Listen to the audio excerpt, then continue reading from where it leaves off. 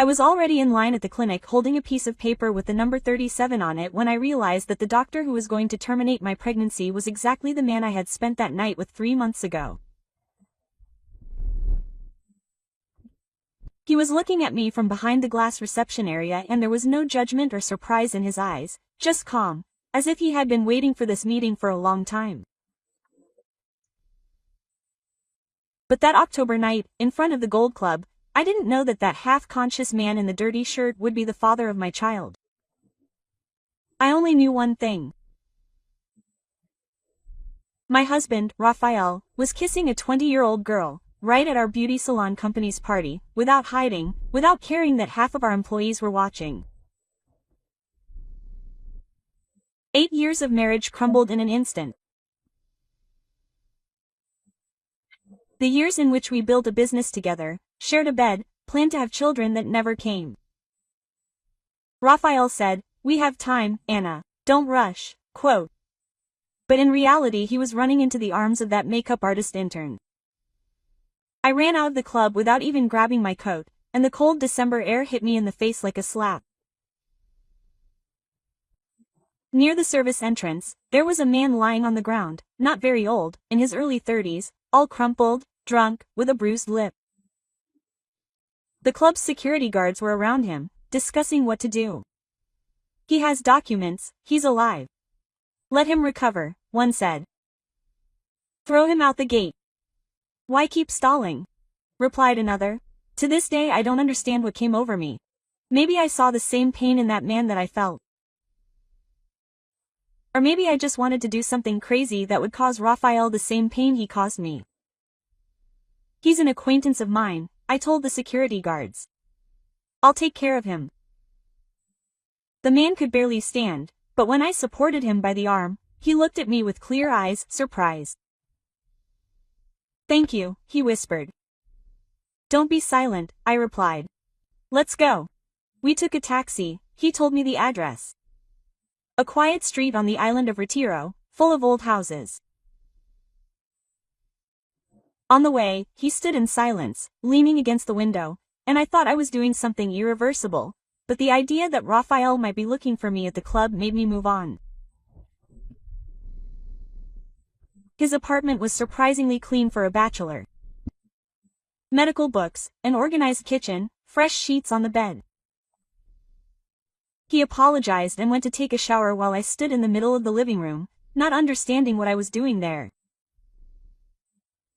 When he came out, clean, in comfortable clothes, with wet hair, I saw another tired but beautiful person.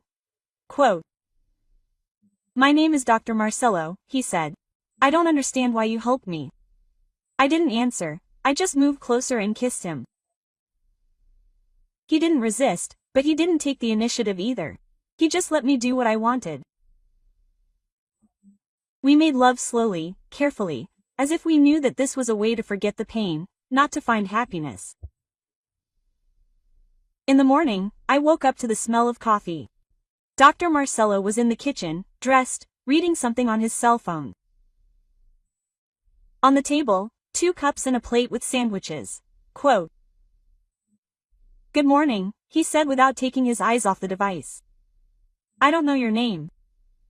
I'm overcome with enormous shame. What did I do?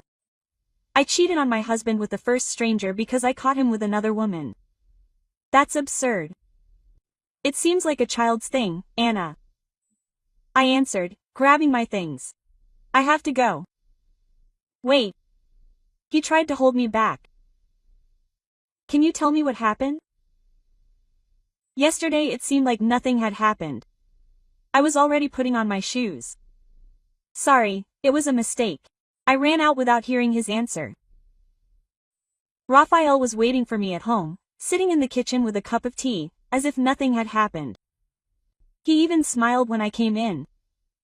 There's my fugitive, he said. So scared about the corporate party. I should have warned you. I would have gone with you. I stood at the door, looking at the man I had lived with for 8 years. How could he talk to me so calmly when just a few hours ago he was kissing someone else? Raphael, I started, but he cut me off. I was thinking, maybe it's time for us to have children. You've always wanted to. The salon is making a steady income. Now we can. He spoke so naturally that for a second I doubted. Did I see what I saw? Or was it just an impression? Maybe it wasn't cheating, just a friendly conversation that I misunderstood. What are you thinking? Raphael asked, coming closer. Anna, you're acting strange. Is everything okay? He hugged me and I smelled the familiar scent of his perfume mixed with another strange scent, a soft, sweet aroma that wasn't mine. Quote. Where were you last night? I asked. I looked for you, he replied without blinking. Then I went home. I thought you were already there. And where were you? The most blatant, most cynical lie. He didn't even try to make it seem true. The next 3 weeks were a kind of strange game. Raphael pretended to be the perfect husband, bought flowers, proposed romantic dinners, talked about our future. And I pretended to believe and tried to forget that night with Dr. Marcello, but I couldn't forget. Not because I had fallen in love with a stranger. No, it was a mistake, a moment of weakness. But between Raphael and I there was a secret that weighed more and more heavily each day. I tried to return to my normal life. I worked at the salon, went out with friends, went to the movies with Raphael, but inside me an anxiety grew, as if I were on the edge of an abyss, knowing that sooner or later I would fall. And I collapsed that morning, when I woke up feeling nauseous and realized that my period was late. 10 days late. I bought the test at the pharmacy on the other side of town, as if someone would recognize me and tell Raphael. The 2 lines appeared quickly, strong and clear. I sat in the bathroom, on the closed toilet, looking at those lines. Whose baby could it be? With Raphael, we had made love that same week that I was with Marcello. Pure mathematics. Either one of us could be the father, but based on the dates, there was a greater chance that it was the stranger from that night.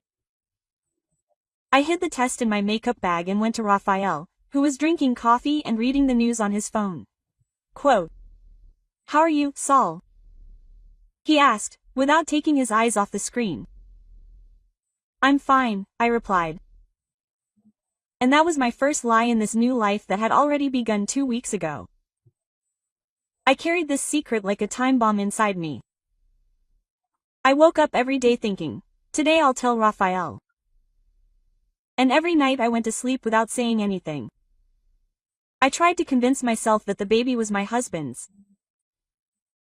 I counted the days, read articles on the internet about pregnancy, looked for any proof to believe it. If Raphael stopped his adventures, if we really became a family, maybe everything would work out. Maybe I could forget that night and live as if it had never happened. But he didn't stop. He became more discreet, but much more deceitful. He spent more time at work, answered calls in another room, left his cell phone with the screen down at dinner time. I saw these little signs and knew that nothing had changed. He had just learned to hide it better and my nausea was getting worse.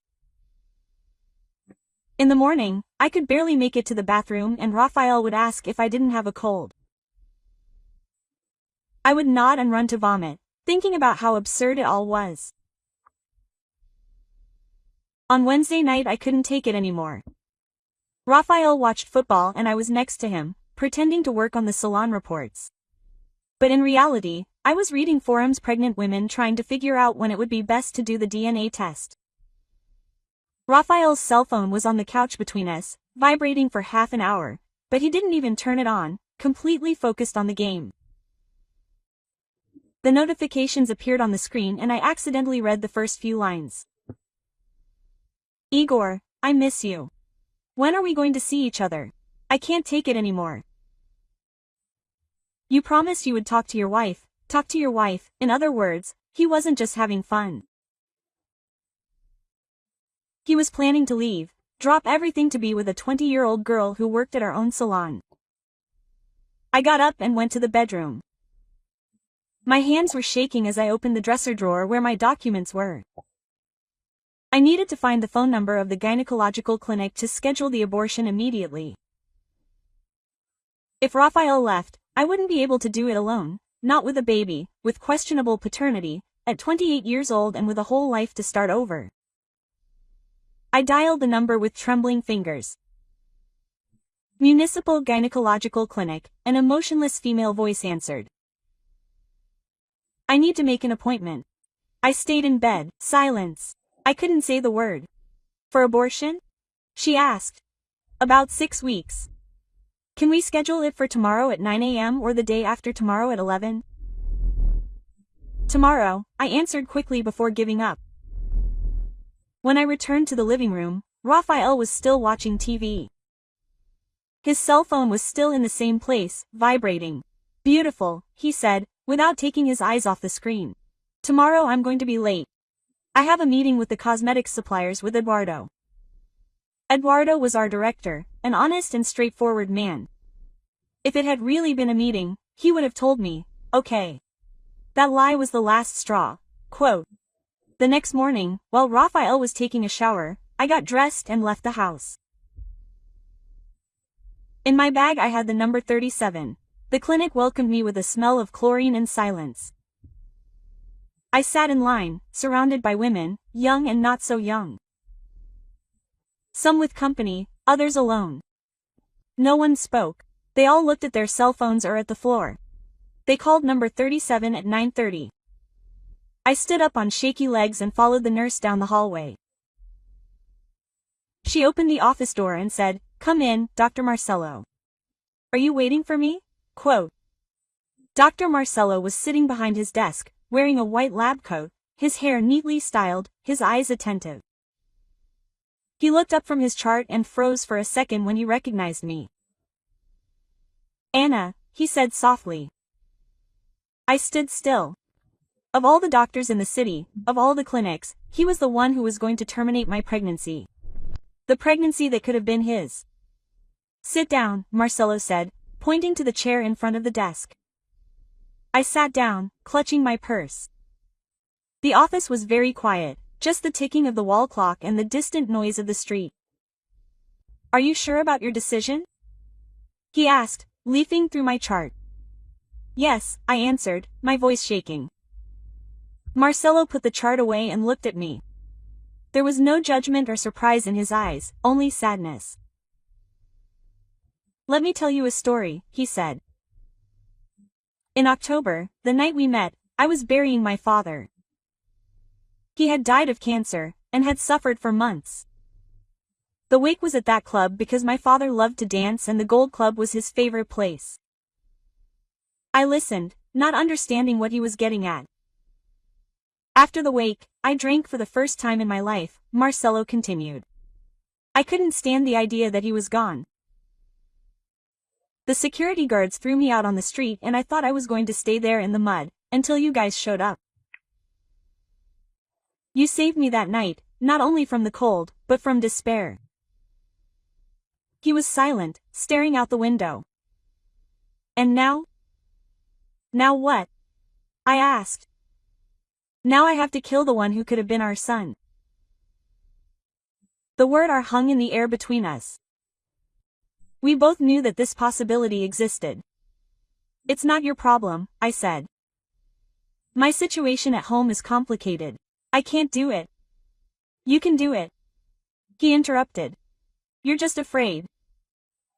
Tears started to rise in my throat. He was right.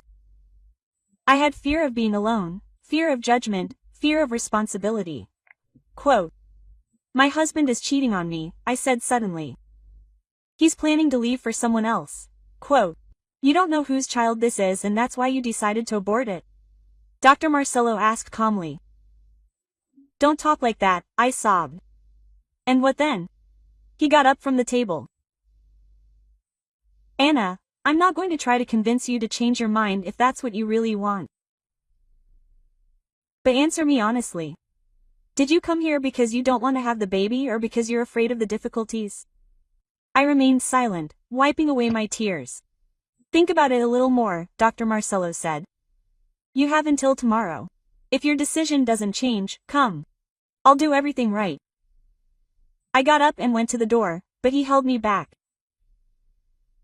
Anna, whatever you decide, you're not alone. Remember that. I ran out of the office and only on the street did I realize that I had forgotten the ultrasound exam request.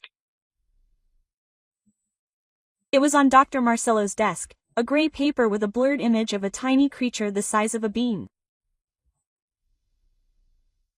That night I found this photo in the trash can at the entrance of the building.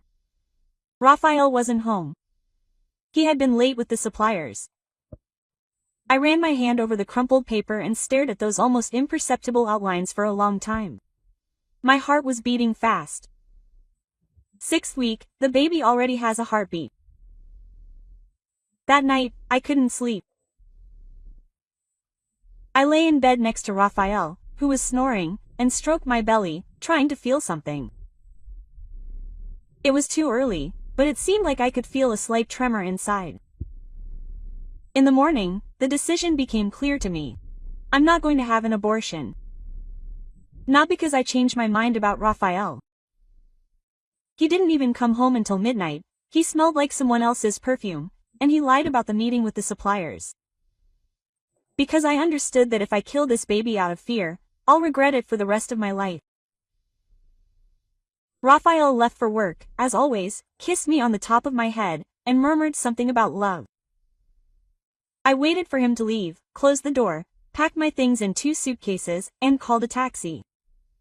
I arrived at the office at opening time. The girls were surprised to see me with luggage, but I told them I was going to my mother's house for a few days. I went into Eduardo's office, our director, and put the keys and documents on the table. Eduardo, I'm leaving the business, he said without saying a word, beating around the bush. My part is Raphael's. Do everything right. Eduardo looked at me as if I were crazy. Anna, you went crazy leaving. But with Raphael everything is fine. It's not fine at all, I replied. And you know that very well. Yesterday there was no meeting with suppliers. Eduardo turned red and looked away. In other words, he knew about the betrayal and remained silent. Male loyalty. Anna, don't make hasty decisions. He started it. Talk to your husband. Resolve this. We already resolved it. I got up and grabbed the bags. Take care of the girls. They are good. It's not your fault for our problems. I rented an old apartment, close to the center, a studio apartment with high ceilings and large windows. In the first few days, I was nervous, waiting for Raphael to call, look for me, demand explanations, but he remained silent. A week later, a message arrived. Anna, let's talk. I understand everything. You are tired. You need to rest. Come home. I didn't answer. Another week later, he showed up at my door, standing in the hall with a bouquet of roses and a guilty face. Quote, "Can I come in?" he asked.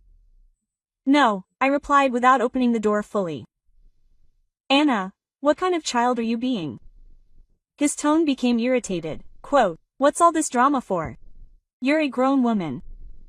That's exactly why I left. Okay. He sighed. If it's because of Carol, right? That doesn't mean anything. Raphael continued. It's just Raphael, I interrupted. I'm pregnant. He fell silent, then slowly lowered his hands that were holding the flowers. How many weeks? He asked softly. Quote, 8 weeks. I saw him do the math in his head. 8 weeks means October, the company party. That night. With me? He asked even more softly. Quote, I don't know. I answered honestly. Raphael's face changed. It became hard, angry. What do you mean? You don't know who you were with, Anna? With you. I spoke calmly. Quote, and with the person I met that night when you were kissing Carol at the company party. He was silent for a few seconds, taking in the information. So you wanted to get revenge on me, he said finally. Congratulations. We did it. This isn't revenge, Raphael. It's the consequences. And now he's thrown the roses on the floor. You're going to have a child whose son you don't even know. I'm going to have a child whose son is by my side, I replied and closed the door. He knocked for about 50 minutes and then left. I sat on the floor in the hallway and cried, not out of self-pity, but out of relief. Finally, everything was said. Dr. Marcello found me a month later. He just knocked on the door on a Saturday night, when I was reading a book about pregnancy. How did you know where I live? I asked, letting him in. Through the clinic's reception, he replied. Sorry to intrude, but I was worried. He brought a bag of groceries and a thermos of soup. You didn't have to, I said. I know, he replied. He took off his coat, but he wanted to stay. We ate dinner in silence.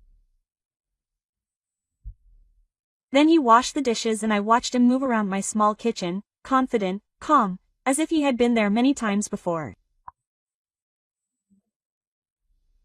Marcello, I said. What if the child isn't yours? What if it is? He answered, returning my question. Then things get complicated? I asked. It's already complicated, he admitted. He dried his hands with the towel, but that didn't mean everything was lost. In the 4th month, Raphael showed up with a lawyer, demanding a DNA test, threatening to sue to divide the assets, shouting that he wasn't going to raise another man's child with his money. I stood at the door of my apartment, protecting my belly that was already beginning to disappear, listening to the person I had lived with for 8 years become a stranger, bitter and cruel. Do you know what you're doing? He shouted. You're destroying the family because of some random man. You're the one who destroyed the family. Answerable. By the way, Carol knows you're here. The lawyer tugged Raphael by the sleeve, indicating that it was time to leave. But he tried one more time. Anna, think about it. I don't care whose child it is. Come back, we'll start all over again. It's too late, I replied, closing the door. Marcello was on the stairs, 1 floor below. He went up when Raphael and the lawyer left. Had he been here long? I asked. Long enough to intervene. If he had needed to, he said. He didn't need to. I saw him hug me. Is everything okay? He said. I nodded, resting my head on his shoulder. Yes, everything is okay, finally. Our daughter was born in May, when the lilacs bloomed in front of the maternity ward. Marcello held my hand during the contractions and was the first to pick Alice up in his arms when the doctor showed her to me. How beautiful, he said, looking at her red, wrinkled face. A real beauty, Alice. We chose the name a week before the birth. Sitting on a bench in the park, we discussed several options. Marcello suggested classic names. I prefer modern ones, I said. Then he said, how about just Alice? And I understood. Yes, just Alice. On the 3rd day, Raphael showed up with a huge bouquet and a box of baby clothes. He stood in the bedroom doorway, looking at me, holding the baby in silence. Can I see? He finally asked. I nodded. He came closer, carefully lifted a corner of the blanket and stared at Alice's face for a long time. Who does she look like? He asked softly. Like herself, I answered. It was true. From the first days, Alice was surprisingly independent. She didn't look like me, or Marcello, or Raphael, just Alice. Let's do the test, Raphael suggested. For what? I answered. To find out. I shook my head.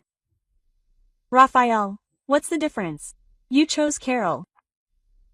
Live with her and be happy. He stayed a little longer, then kissed my forehead and left. We never saw each other again.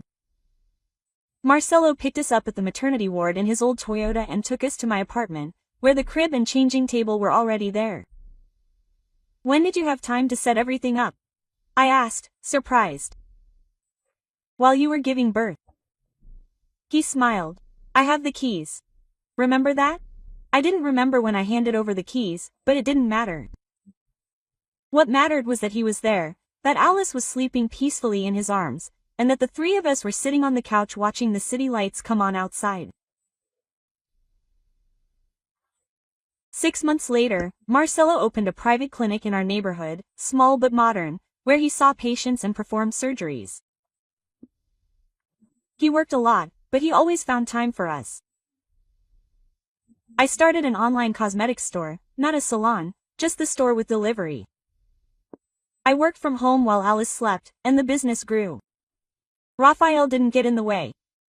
We did the paperwork to divide the business through lawyers without meeting. We didn't pretend to be a family. Marcelo lived in an apartment nearby, came every day, helped with Alice. But officially we weren't a couple, just two adults taking care of each other and the child. Isn't that strange? I asked him once one night when we were walking with the stroller by the river. What? He stopped and looked to Alice sleeping. We don't even know who Alice is, but we raised her together. And does that matter to you? Marcelo asked. I thought, no, it doesn't matter. Alice was our daughter. Do you know what I understood? He said. Real family isn't about blood, it's about choice. Choosing to be together every day. Today Alice is 1 year and 3 months old. She walks, says mommy and daddy, and calls Marcelo daddy. She has his brown eyes and my smile, but her own way. Yesterday we were sitting on a bench in the park, watching Alice play in the sandbox with other children. Marcelo was reading a medical magazine and I was answering emails from clients, an ordinary summer, an ordinary family. Suddenly I thought, if it weren't for Raphael's betrayal, if it weren't for that night of despair at the Gold Club, if it weren't for all those pains and mistakes, I would never have discovered what true love is. True love is when someone chooses you, not out of obligation, but because they want to every single day. Now tell me, if you were in Anna's shoes, would you have told Marcelo the truth or would you have continued to hide everything like she did? Do you believe that the reunion between Anna and Marcelo at the clinic was just a coincidence or fate trying to show you something? Write here in the comments. I really want to know. If you liked the video, click like and subscribe to the channel too, so you don't miss any exciting stories. And don't forget, leave your comment with a rating from 1 to 10 to show how much you liked it, because that way I can bring you more videos that are interesting to you. Oh, and also watch the video that is now appearing on your screen. See you soon, M.